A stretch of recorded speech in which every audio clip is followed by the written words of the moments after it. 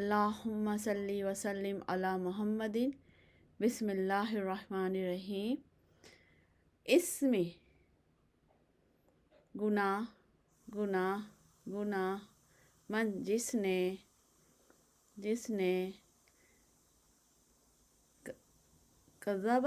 جھوٹ بولا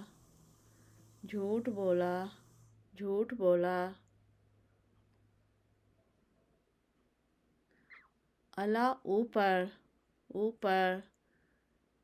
النبی صلی اللہ علیہ وسلم نبی صلی اللہ علیہ وسلم کے۔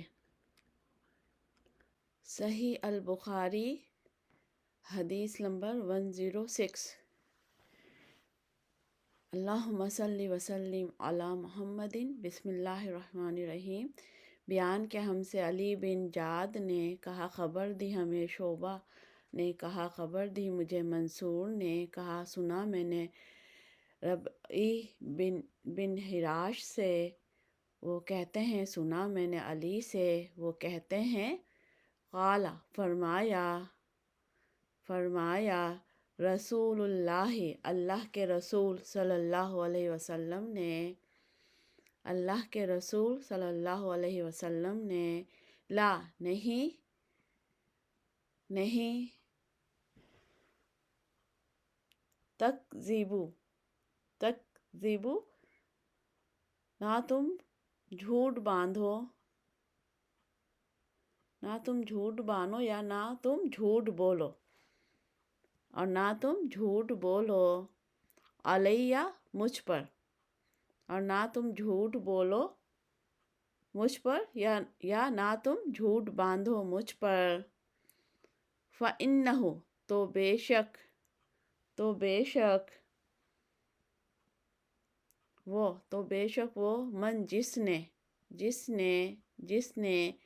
کذب جھوٹ باندھا یا جھوٹ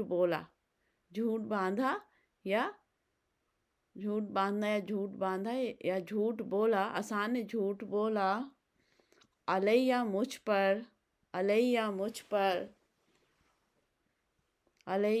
پر فلیجی تو چاہیے کہ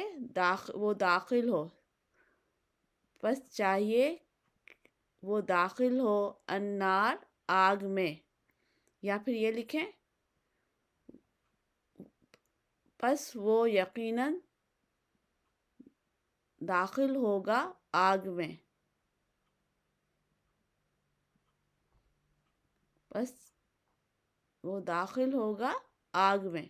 بس چاہیے کہ وہ داخل ہو آگ میں یا پس وہ داخل ہوگا آگ میں۔ ایک دفعہ اور دیکھ لیتے ہیں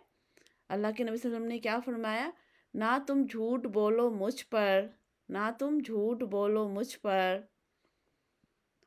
فَإِنَّهُ پس بے شک وہ من جس نے جھوٹ بولا مجھ پر یقیناً وہ داخل ہوگا آگ میں۔ یہاں پہ ان کی تشریح میں بھی دیکھ لیتے ہیں کہ اللہ کے نبی پہ نا کوئی چیز بھی نا اپنی طرف سے کوئی بات کی اور اس کو منسوب کر دینا نبی سے یا اللہ سے تو بہت بڑا گناہ اور جہنم ہے اس کے لیے۔ سمپل سی بات یہ ہے، اب انہوں نے امام بخاری رحمۃ اللہ علیہ نے کیا لکھا ہے، خطبہ یعنی خطیب حضرات جوش خطابت میں، یعنی جب وہ بیان کرتے ہیں جوش میں آتے ہیں، بعض دفعہ کہ ایسی باتیں کہہ دیتے ہیں جو سراسر غلط ہوتی ہیں، جو مطلب ہے کہ غلط کیا، اگر صحیح بات بھی ہے نا اللہ کے نبی نے نہیں کہی ہے، اللہ نے اللہ کے رسول صلی اللہ علیہ وسلم نے کہی ہے تو اس کو ہم قرآن حدیث سے منسوب نہیں کر سکتے، غلط بات کی کوئی گنجائش ہی پیدا نہیں ہوتی، پھر ان کی نسبت رسول صلی اللہ علیہ وسلم کی طرف کر دیتے ہیں، یعنی ان غلط باتوں کو حدیث کے حوالے سے بیان کیا جاتا ہے۔ امام بخاری رحمۃ اللہ علیہ کا مقصد یہ ہے کہ اللہ کے رسول صلی اللہ علیہ وسلم کی طرف کسی چیز کے انتساب یعنی منسوب کرنے میں، کسی بھی بات کو کسی بھی علم کو منسوب کرنے میں کامل یقین، پورے احتیاط اور نسبت کی ضرورت ہے، یعنی جو حدیثیں جو آ رہی ہیں ہمارے پاس وہ نسبت یعنی صحابہ اس میں اتنی جو انہوں نے روایت کی حدیثیں یا جو انہوں نے لکھ کر ہمارے تک پہنچی ہیں انہوں نے اس کی صداقت کو چیک کیا ہے. اللہ کے رسول سے صحابہ نے جو بیان کیا ہے، جو ان کی جو چین چلی ہے، تو اس میں بڑی احتیاط کی ہے. اس نسبت میں اس میں ایک بھی جھوٹ یا کچھ بھی نظر آیا ہے اس بندے میں، صحابہ میں، تو انہوں نے اس حدیث کو نہیں لیا ہے. تو بڑی احتیاط، یقین اور نسبت کی ضرورت ہے. اگر احتیاط کا دامن ہاتھ سے چھوٹ گیا تو نیکی برباد، گناہ لازم کی صورت پیدا ہو جائے گی. تو غلطی سے بھی، جان بوجھ کے بھی نہیں ہونا چاہیے. اس سلسلے میں حضرت علی رضی اللہ عنہ کی اس روایت سے معلوم ہوتا ہے کہ رسول صلی اللہ علیہ وسلم پر جھوٹ بولنے والوں کے لیے جہنم ہے. اس کے دوسرے معنی یہ بھی ہیں کہ رسول صلی اللہ علیہ وسلم پر جھوٹ بولنے کے مقابلے میں آگ میں داخل ہونا گوارا کر لیا جائے، لیکن آپ پر جھوٹ نہ بولا جائے.